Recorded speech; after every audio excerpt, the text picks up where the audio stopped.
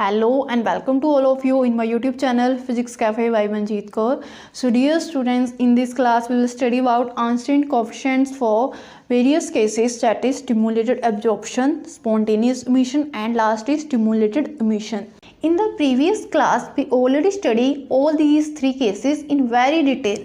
So from that video we get these three equations. So first, which is R12 which is equals to V12 into N1 into U mu. जो हमारी जो first equation है that is from stimulated absorption. तो stimulated absorption में हमने study किया था कि हमारे पास दो एनर्जी स्टेट्स होती थी. First is low energy state and the last is high energy state. तो हमारा जो एटम है इसमें नंबर ऑफ एटम्स प्रेजेंट है इन फर्स्ट एनर्जी स्टेट में and 2 is the number of atoms present in the high energy state. तो इसमें जब हमारा एटम प्रेजेंट है लो एनर्जी स्टेट में, जब हम एक फोटोन को उसके ऊपर इंसिडेंट करवाते हैं तब वो एटम जंप करके हाई एनर्जी स्टेट में चला जाता है. This is before absorption and this is after absorption. तो दिस प्रोसेस को कहते थे हम स्टिमुलेटेड एब्जॉर्प्शन. तो वहीं से हमारी जो इक्वेशन आई है that is R stimulated absorption which is equals to B12 into N1 into U mu. जो हमारा B12 है that is Einstein's coefficient, N1 is the number of atoms present in the low energy state and U mu is the spectral energy density of the incident radiations. Then from spontaneous emission we get this equation. So spontaneous emission में हमारे पास था ये वाला diagram जिसमें भी हमारे पास दो levels energy levels. First is E1 जिसमें नंबर ऑफ एटम्स प्रेजेंट थे that is N1 and N2 are present in the high energy state. तो इसमें जो हमारा एटम था वो हाई एनर्जी स्टेट में प्रेजेंट था. इसमें हमने कोई भी एक्सटर्नल सोर्स को अप्लाई नहीं करना. डैट मीन्स कोई भी हमने फोटोन को इसके ऊपर इस एटम के ऊपर इंसिडेंट नहीं करवाना है, क्योंकि इस एटम का जो E2 एनर्जी स्टेट में प्रेजेंट है उसका लाइफ टाइम कम है. तो वो अपने आप जंप कर जाएगा E1 पे, अपने आप वो हाई एनर्जी स्टेट से लो एनर्जी स्टेट पे आ जाएगा. जब वो E2 से E1 पे आएगा तो वो एक फोटोन को इमिट करेगा जिसकी फ्रिक्वेंसी होती है म्यू. तो इस प्रोसेस को कहते हैं spontaneous emission. So spontaneous emission से हमारे पास ये वाली इक्वेशन आई है that is R rate of spontaneous emission which is equals to A21 into N2. तो इसमें हमारे पास एनर्जी डेंसिटी क्यों नहीं है ये, क्योंकि जो हमारा इमिशन है वो अपने आप हुआ है, हमने खुद नहीं करवाया. स्पॉन्टेनियस डेट मीन्स जो अपने आप होता है, तो उसकी वजह से हमारे पास यहाँ पे एनर्जी डेंसिटी की वैल्यू नहीं आई है. तो A21 is the Einstein's coefficient, N2 is the number of atoms present in the higher energy state. Then we have last which is stimulated emission. Then stimulated emission में भी हमारे पास दो energy states होती हैं जिसमें लो एनर्जी स्टेट भी defined with E1, high energy state भी defined with E2 and N1 number of atoms present है E1 में, N2 is the number of atoms present in the high energy state. ये student इसमें जो हमारा atom है वो E2 पे प्रेजेंट है that is high energy state. हम उसके ऊपर एक फोटोन को इंसिडेंट करवाते हैं जिसकी फ्रिक्वेंसी भी हमारे पास क्या है म्यू. जब वो उसके ऊपर इंसिडेंट होता है तब वो एटम हाई एनर्जी स्टेट से लो एनर्जी स्टेट पे आ जाता है और अपने साथ एक और फोटोन को इमिट करता है. जब एटम के ऊपर हम जो ऑलरेडी E2 पे प्रेजेंट है उसके ऊपर एक फोटोन को जब इंसिडेंट करवाते हैं तब वो एटम हाई एनर्जी स्टेट से E1 पे आ जाता है that is low energy state. जब वो आता है तो अपने साथ एक और फोटोन को इमिट करता है जिसकी फ्रिक्वेंसी भी म्यू होती है. तो इस प्रोसेस को कहते हैं stimulated emission. Then from stimulated emission हमारे पास equation I rate of stimulated emission which is equals to B21 into N2 into U mu. तो B21 भी is Einstein's coefficient, N2 is the number of atoms present in the higher energy state and U mu is the energy density. Then हमारे पास ये तीनों equations आई हैं तो हमने क्या करना है इनके बीच रिलेशन को फाइंड करना है, जिसके लिए जो हमारा एब्जॉर्प्शन है वो इक्वल होगा सम ऑफ द इमिशंस. दोनों के जो हमारा रेट है रेट ऑफ स्टिमुलेटेड एब्जॉर्प्शन है वो किसके इक्वल होगा, दोनों के इमिशन के रेट के सम के बराबर। That means the rate of stimulated absorption is equals to rate of spontaneous emission plus rate of stimulated emission। जहाँ पे एक absorption का केस लेना है और दूसरी साइड पे दोनों का सम लेना है emission का। तो स्टार्ट करते हैं। पहले क्या करना है, हमारे पास जो इनकी वैल्यूज़ हैं उनको हमने सब्स्टिट्यूट कर देना है इस इक्वेशन के। इन तीनों वैल्यूज़ को हमने फोर्थ इक्वेशन में सब्स्टिट्यूट कर देना है। देन तो हमारे पास क्या आया, rate of stimulated absorption which is equals to V12 into N1 U mu which is equals to rate of spontaneous emission which is equals to A21 into N2 plus rate of stimulated emission that is V21 N2 into U mu. तो इनकी values हमने substitute की। तो dear student हमने क्या किया, तो V12 N1 U mu minus V21 N2 U mu हमने स्पॉन्टेनियस वाले केस को अलग कर दिया और जो हमारा एब्जॉर्प्शन और इमिशन वाला था उनको इकट्ठा कर दिया। जो डेंसिटी वाली हमारी दोनों टर्म्स हैं उनको हमने एक साइड ले लिया और दूसरे को राइट साइड ले गए। देन इसमें से हमने U म्यू को कॉमन निकाल लिया। देन अंदर जो बचा वो क्या है, V12 this is then N1 minus V21 then N2 bracket close which is equals to A21 then N2।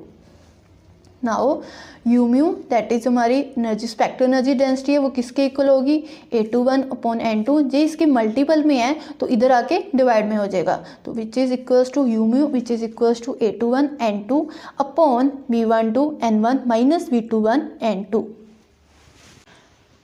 Then we get U mu which is equals to A21 N2 upon जो हमारी नीचे वाली ब्रैकेट है उसमें से हमने last term को common ले लेना है, उसको बाहर निकाल लेना है। तो हमारे पास क्या आया, V21 N2 bracket V12 N1। क्योंकि इसके साथ V21 और N1 नहीं है तो हमने इस वाली टर्म को डिवाइड में ले लेना है माइनस। देन इसको तो हमने बाहर ही ले लिया था तो इसकी जगह पे क्या आ गया 1। U mu is equals to A21 upon V21 bracket V12 upon V21 N1 upon N2 minus 1। बच्चे जो यहाँ पे N2 था वो कैंसलाइज हो गया, उसको हमने यहाँ पे कैंसिल कर दिया, उसकी जगह पे हमारे पास 1 आ गया। तो इस इक्वेशन को हमने numbering they the that is 5। Now अभी हमने क्या करना है, मैक्सवेल बोल्ट्जमैन डिस्ट्रीब्यूशन लॉ को अप्लाई करना है विच इज़ जिसकी हमारे पास नंबर ऑफ एटम्स की जो रेशो है डेट इज़ 1.2 इक्वल होती है exponential E2 minus E1 upon KVT। जो उनके बीच में जो एनर्जी डिफरेंस है that is E2 minus E1 upon KVT। Then E2 minus E1 हमें पता है, जो हमारा E2 माइनस E1 है डेट इज़ एनर्जी डिफरेंस किसके इक्वल था, H म्यू के। तो उसकी जगह पे हमने वैल्यू सब्स्टिट्यूट कर देनी है। तो हमारे पास आया N1 upon N2 which is equals to H mu upon KVT। This is our 6th equation. Now हमने ये वाली जो हमारी N1 और N2 की वैल्यू है इसको सब्स्टिट्यूट कर देना है इस इक्वेशन में। Now so we get U mu which is equals to A21 upon V21 bracket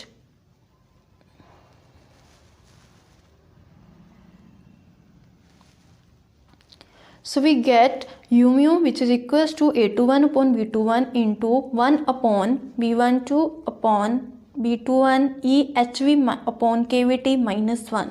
बच्चे जो हमारी N1 और N2 की वैल्यू ये वाली आई थी E, तो इस वैल्यू को हमने इस यहाँ पे सब्स्टिट्यूट किया है। तो सब्स्टिट्यूट करने के बाद हमें ये वाली वैल्यू मिल गई है। देन इसको भी अगर हमने नंबरिंग कर देनी है that is our 7th equation. Now according to Planck's distribution radiation law, तो प्लैंक का ब्लैक बॉडी रेडिएशन का हमारा जो लॉ है वो क्या कहता है, डेट मीन्स जो हमारी डेंसिटी है वो किसके इक्वल होती है, 8 pi H mu cube upon C cube multiply 1 upon EH mu upon KVT minus 1। तो इसको आपने कैसे रिमेंबर करना है कि जो हमारी अंदर वाली टर्म है दिस वन वो सेम रहती है, बस बाहर वाली कॉन्स्टेंट टर्म को आपने लर्न कर लेना है। तो इन दोनों को हम इस इक्वेशन को लिख सकते हैं U mu is equals to 8 pi H mu cube upon C cube into 1 upon, इसको हमने 1 के साथ मल्टीप्लाई किया, इसको लिख सकते हैं बच्चे 1 इंटू E, जो हमारे पास ई रेस टू एक्स होता है हम इसको ऐसे भी तो लिख सकते हैं, तो वही हमने यहाँ पे किया है 1 into E H into mu upon K V T -1। Then हमारे पास नेक्स्ट एक और इक्वेशन आई है जिसको हम कहेंगे इक्वेशन नंबर 8। सो अभी नेक्स्ट में हमने क्या करना है, जो हमारी ए वाली इक्वेशन है और ए वाली इक्वेशन दोनों को कंबाइन करना है, दोनों को कंपेयर करना है। सॉरी नॉट कंबाइन, हमने दोनों को कंपेयर करना है। यहाँ पे भी हमारा u इंटू म्यू है, यहाँ पे भी हमारा u इंटू म्यू है। तो क्या आएगा हमारा a21 v21 into 1 upon v21 v12 upon v21 into EH mu upon K V T -1 is equals to 8 pi h mu cube upon c cube into 1 upon 1 into EH mu upon K V T -1। तो हमने यही किया है, इसमें हमने क्या किया, इन दोनों इक्वेशंस को कंबाइन किया, आप देख सकते हो। हाँ दिस हमने कंबाइन किया, ये वाला इन दोनों को कंपेयर किया तो ये इसके इक्वल आ गया। तो a21 v21 similarly a21 upon v21 इस इक्वल्स टू किसके इक्वल आया, इसके इक्वल, जो इसकी वैल्यू है इसके इक्वल यही वाली टर्म होगी बच्चे। तो वही हमने यहाँ पे किया है which is equals to 8 pi h mu cube upon c cube. Then जो अंदर वाली टर्म है ये वाली टर्म भी सेम है और ये वाली टर्म भी सेम है, जो बट इसकी जगह पे हमारे पास क्या आया 1। तो हमने क्या करना है यहाँ पे v12 upon v21 which is equals to 1 cross multiply किया तो किधर आ गया हमारे पास v12 which is equals to v21। So ये हमारे पास दो इक्वेशंस आई हैं which are important. So the coefficients a21 v12 and v21 are known as Einstein's coefficients. जो हमारे पास कोफिशिएंट आए हैं that is a21 v12 v21 वो हमारे कोफिशिएंट हैं आइंस्टीन्स कोफिशिएंट्स। सो इसमें से हमारे पास ये दो जो रिलेशन आए हैं दैट इज़ इम्पोर्टेंट। सो एक बार हम इसको अगेन स्टडी करते हैं। जो हमने स्टिमुलेटेड इमिशन और एब्जॉर्प्शन और स्पॉन्टेनियस इमिशन जो स्टडी किए थे तीनों केसेस, वहीं से हमारे पास ये रिलेशन आए थे तीनों। फिर हमने क्या किया था, जो एब्जॉर्प्शन का केस है वो दोनों के इमिशन के सम के इक्वल था, तो वो वाली इक्वेशन ली, फिर इन वैल्यूज़ को सब्स्टिट्यूट कर दिया इस इक्वेशन में। देन आफ्टर सब्स्टिट्यूटिंग हमने u म्यू की वैल्यू ली है। After taking u mu's value then फिर हमने मैक्सवेल की इक्वेशन लगाई है, वहाँ से हमने n1 अपॉन n2 की रेशो ली है, उसको अगेन सब्स्टिट्यूट किया यहाँ पे।